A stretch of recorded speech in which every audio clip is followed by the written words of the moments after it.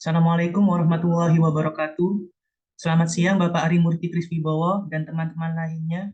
Perkenalkan, nama saya Bayu Davario Ardana, NPM 267, yang akan bertugas sebagai moderator dalam presentasi kali ini mengenai materi munculnya dan fungsi personil manajerial dan clerical Linux Capital.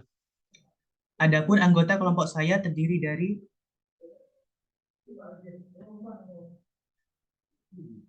yang pertama Luki Arizar, NPM 25, yang kedua Halia Hamdasi, NPM 51, yang ketiga Gabriela Zera, NPM 74, yang keempat Zakiah Nur, NPM 255, yang terakhir saya sendiri Bayu Davario Ardana, NPM 267. Untuk membersihkan waktu, mari kita langsung dengan penyampaian materi waktu dan tempat. Saya persilahkan. Pertama, ada introduction. Jadi, birokrasi adalah sistem pemerintahan yang melibatkan pegawai pemerintah, hierarki, dan struktur jabatan. Dalam pendekatan institusional, alur administrasi negara dimulai dari eksekutif, melalui kebijakan administrasi, dan melibatkan lembaga birokrasi sebelum mencapai masyarakat. Dalam penyelenggaraan pelayanan publik, birokrasi cenderung menjauh dari tujuan aslinya sebagai pelayan masyarakat karena orientasi pada kekuasaan. Hal ini melalui inovasi, lembaga pemerintah dapat memperoleh kepercayaan publik dan meningkatkan daya asing bangsa dengan pendekatan baru dalam menyelesaikan masalah, merancang kebijakan, dan pelaksanaan yang unik dalam pelayanan publik. Inovasi tersebut akan berdampak pada peningkatan kualitas pelayanan publik dan perubahan kondisi secara positif. Next.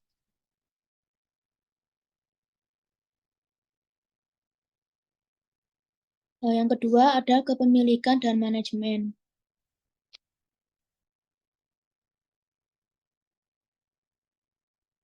Perbedaan antara fungsi kepemilikan dan manajemen sangat kuat sehingga dapat menyebabkan pemisahan yang jelas antara dua kategori orang yang berbeda.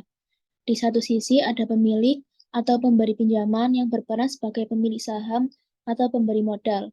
Di sisi lain, ada kapitalis aktif yang bertanggung jawab atas pengelolaan dan peraturan kegiatan perusahaan.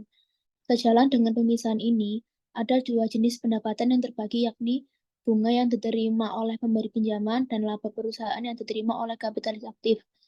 Pemahaman institusional terhadap perbedaan ini mengakibatkan pembagian nilai tambahan antara kedua jenis pendapatan tersebut. Membedakan dua jenis kapitalis dan kategori pendapatan sesuai menjadi lebih mudah ketika merujuk pada individu yang berbeda. Namun, perbedaan ini berlaku secara luas dalam sistem ekonomi dan berlaku untuk setiap bentuk modal. Pemisahan ini berlaku untuk setiap bentuk modal secara independen dan individu dan berperan dan peran yang mereka mainkan. Dalam hal ini, hubungan antara konsepsi modal dan kapitalis terhubung secara ketat. Namun, perbedaan muncul antara pemberi pinjaman dan kapitalis aktif, dan ini mengarah pada pemisahan yang menyeluruh antara kepemilikan dan manajemen, tercermin dalam kategori pendapatan yang berbeda. Next.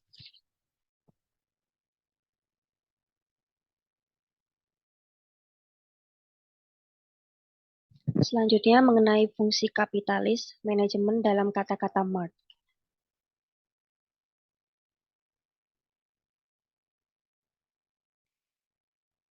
Valorisasi modal. Dalam kutipan ini, Marx memberikan penjelasan menyeluruh tentang peran kapitalis dalam proses valorisasi, sebuah peran yang dianggapnya sebagai peran aktual.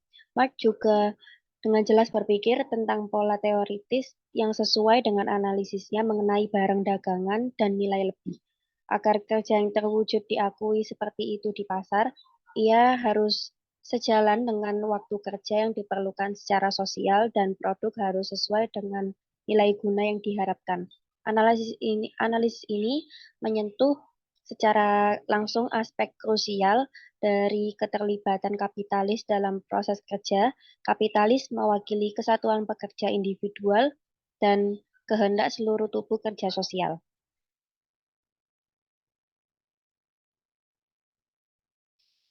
Aspek lain dari aktivitas kapitalis terkait dengan proses sirkulasi kapital.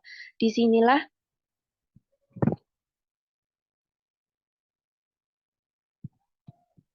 persoalan mengubah kapital menjadi bentuk lain, yaitu uang, barang, dan modal produktif. Ketiga bentuk ini eksis secara bersamaan untuk bagian-bagian kapital yang berbeda, dan kapitalis harus terus-menerus mengontrol hubungan mereka. Yang pertama, dalam berdagang. Tepat sebagaimana waktu sirkulasi kapital merupakan suatu bagian yang diperlukan dari waktu reproduksinya.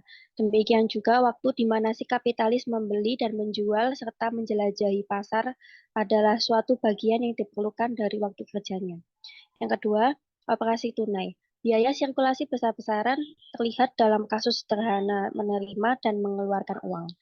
Setelah ini telah menjadi fungsi bank yang independen dan eksklusif, atau mesin kas perusahaan perorangan, dan terkonsentrasi dalam skala besar.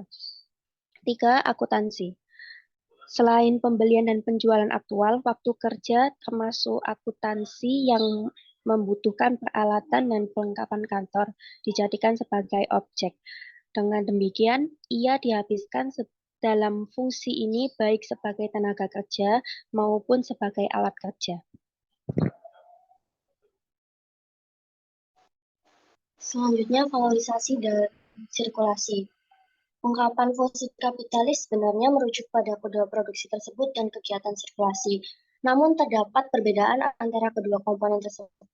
Semua aktivitas sirkulasi adalah bagian dari fungsi kapitalis, sedangkan kapitalis jelas hanya terlibat dalam beberapa aspek valorisasi mengenai disiplin dan koordinasi. Kombinasi proses valorisasi dan sirkulasi kapital dalam volume 3 kapital memungkinkan definisi tingkat laba. Dalam hal proses produksi, aktivitas kapitalis ditujukan untuk mengekstraksi lebih banyak kerja dari pekerja produktif, sambil menghemat semua fraksi modal yang dikonsumsi dalam proses kerja. Hal ini menjamin ekstraksi nilai lebih maksimum dengan biaya minimum. Dalam hal proses sirkulasi, pertama-tama diperlukan usaha kapitalis untuk meminimalkan uang muka kapital. Kedua, kegiatan komersial kapitalis juga mencakup usaha untuk mendapatkan harga terbaik di pasar, yaitu dengan mewujudkan keuntungan sebesar-besarnya. Kombinasi dari berbagai elemen ini jelas mengarah pada pemaksimalan keuntungan dan tingkat keuntungan. Next.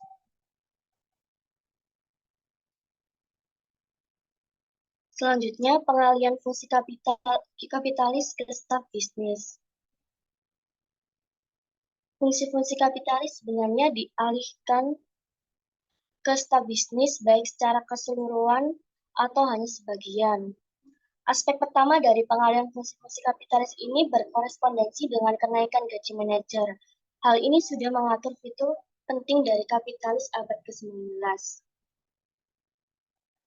Di dalam korporasi, fungsi kapitalis dipisahkan dari kepemilikan, baik fungsi maupun kepemilikan masing-masing yang dibagikan kepada staf bisnis dan pemegang saham.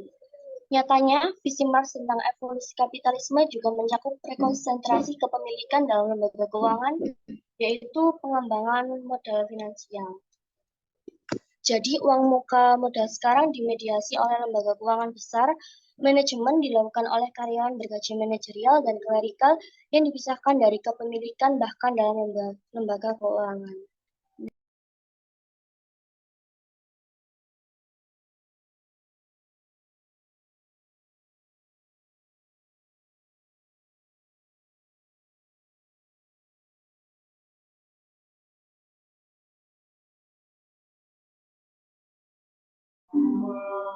Pada tingkat abstraksi yang sangat umum, seseorang dapat menentukan pola hubungan kelas dalam kapitalisme berdasarkan perbedaan antara kapitalis dan pekerja produktif. Inilah sebenarnya yang dilakukan Marx dalam bagian yang dikutip dari Manifesto Komunis dalam pendahuluan bab ini. Karakter ganda dari posisi kelas staf bisnis ini sehubungan dengan kontradiksi kelas fundamental dalam kapitalisme tidak boleh dilihat sebagai kelemahan analisis Marx. Dalam analisisnya, Marx menegaskan penghancuran industri swasta yang dihasilkan dari perkembangan perusahaan saham gabungan dan menggambarkan transformasi ini sebagai transisi menuju mode produksi baru secara implisit sosialisme. Menguraikan argumen ini akan mudah untuk mencapai kesimpulan bahwa kepemilikan publik muncul sebagai syarat yang cukup untuk pembentukan sosialisme, terlepas dari pembagian kerja di dalam perusahaan. Pertanyaan tentang posisi kelas staf bisnis yang sebagaimana diperdebatkan dalam makalah ini mengelola yaitu kontrol kolektif dan perusahaan. Next. Kontradiksi kelas baru. Menurut pendapat kami, sulit untuk mendorong analisis lebih lanjut tanpa mengetahui perkembangan kontradiksi kelas baru di dalam kelompok staf bisnis, suatu kontradiksi yang sifatnya berbeda dari kontradiksi antara kapitalis dan pekerja produktif. Kontradiksi kelas baru ini menentang strata atas dari staf bisnis atau personel manajerial ke strata bawah atau personel klerikal. Dari langkah pertama, kapitalisme hingga tahap modernnya, pengalihan fungsi kapitalis ke pekerja upahan selalu terjadi dengan cara antagonistik. Beberapa fungsi seperti pengawasan langsung atau proses kerja atau pekerjaan administratif yang berulang didelegasikan kepada personel bawahan. Fungsi lain terkonsentrasi di tangan sejumlah kecil eksekutif, puncak, atau manajer. Polarisasi di dalam staf bisnis ini mereproduksi ciri-ciri antagonis dari interupsi kapitalis aktif di dalam pekerja kolektif. Memusatkan semua aspek produksi yang kreatif dan mulia di tangannya.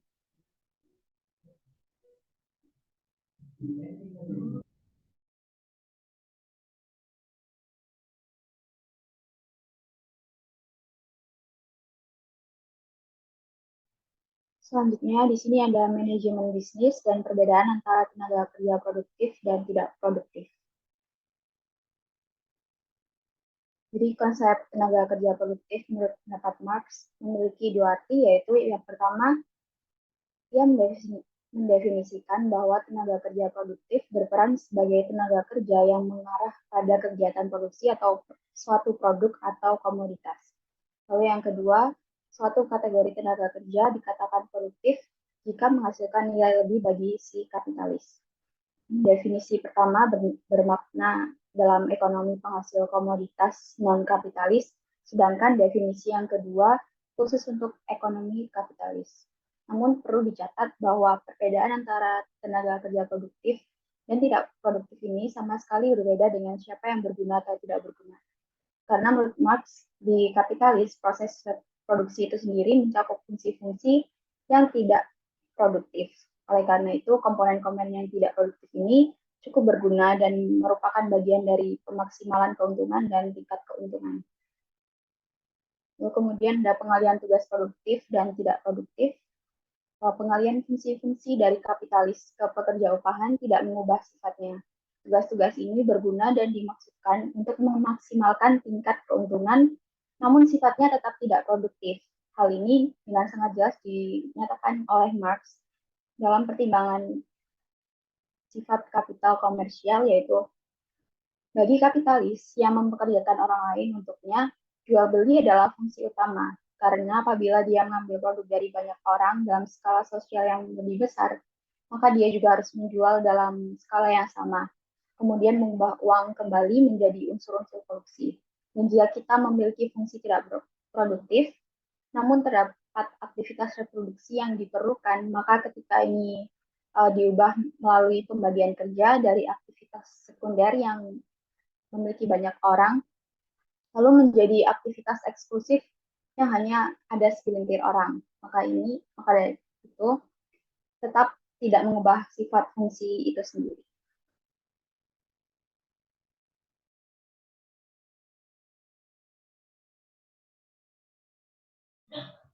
Sekian presentasi kami hari ini. Jika ada kurangnya, kami mohon maaf dan sebesar-besarnya. Selamat siang dan terima kasih. Assalamualaikum warahmatullahi wabarakatuh. Waalaikumsalam warahmatullahi wabarakatuh.